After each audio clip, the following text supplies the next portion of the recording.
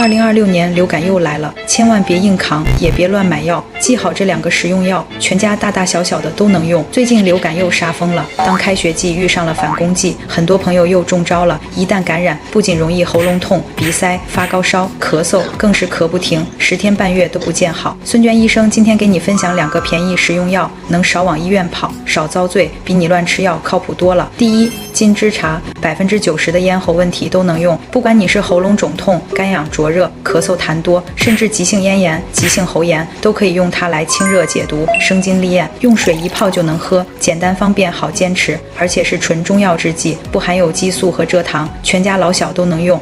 第二，对乙酰氨基酚，像感冒、流感引起的发烧、头晕、头痛等问题，都可以用它来解热镇痛。你们记住了吗？